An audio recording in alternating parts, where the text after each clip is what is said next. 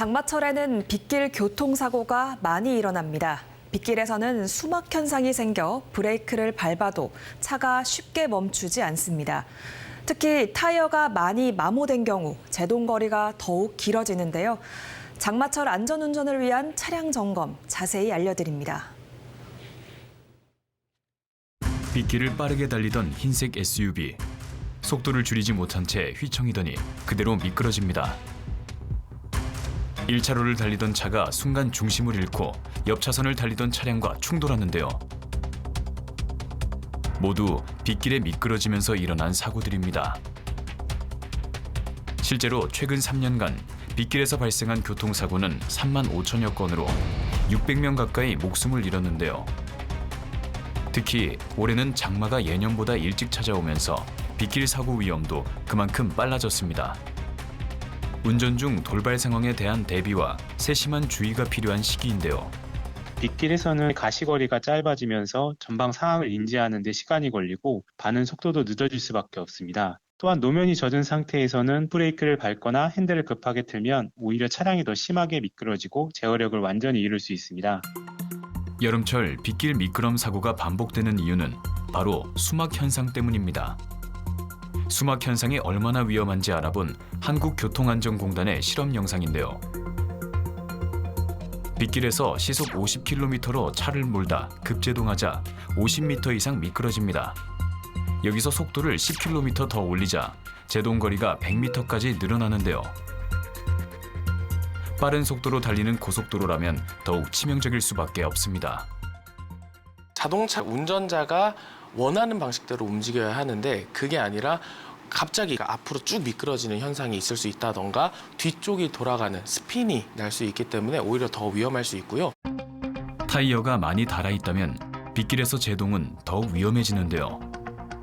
홈 깊이 7mm의 새 타이어를 장착한 뒤 시속 100km로 달리다 급제동하자 53m를 더 가 멈춰섭니다. 반면 마모된 타이어는 같은 상황에서 75m를 더 가 장애물에 부딪혔는데요. 마모 타이어의 제동거리가 새 타이어보다 40% 이상 길어지는 겁니다. 타이어 홈 사이에 보이는 얕은 선이 바로 마모 한계선인데요. 타이어 홈에 100원짜리 동전을 끼웠을 때 동전의 제작 연도가 보이면 마모가 심한 것으로 교체 시기가 된 겁니다. 장마철을 맞이해서 점검해야 할 것은 제가 봤을 때 타이어라고 생각합니다. 타이어의 트레이드 홈을 확인하셔야 하고, 두 번째로는 타이어 공기압, 제작사에서 만드는 규정되어 있는 압력을 가까운 정비소를 이용해 보충하시는 것을 권장드립니다. 그리고 세 번째는 타이어 내짝을 보시면서 금이 갔다든가 홈이 패였다든가 이런 걸 잘 살피시는 게 좋을 것 같습니다. 미리 정비하고 대비했어도 차가 빗길에 미끄러진다면 어떻게 대처해야 할까요? 이럴 땐 무리하게 방향을 바꾸려 하지 말고 브레이크를 최대한 한 번에 끝까지 밟아야 하는데요. 그래야 차량의 브레이크 잠김 방지 장치가 제대로 작동돼 차체의 회전을 그나마 줄일 수 있기 때문입니다.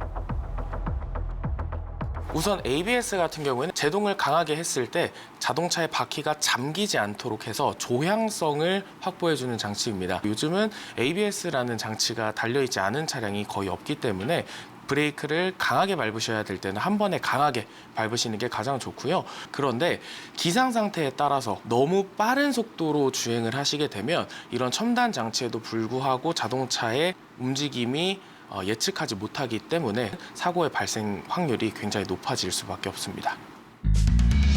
꼼꼼히 차량 점검을 마쳤더라도 빗길에서는 안전수칙을 잘 지키는 것이 가장 중요한데요. 속도를 충분히 줄이고 앞차와의 간격도 넉넉히 두는 것, 이런 기본이 바로 사고를 막는 첫걸음입니다. 전국이 장마철에 접어들었습니다. 장맛비는 예보되지만 사고는 예고 없이 찾아옵니다. 차량 점검과 안전운전으로 빗길 사고에 주의하시기 바랍니다. 재난방송센터 오늘은 여기까지입니다. 고맙습니다.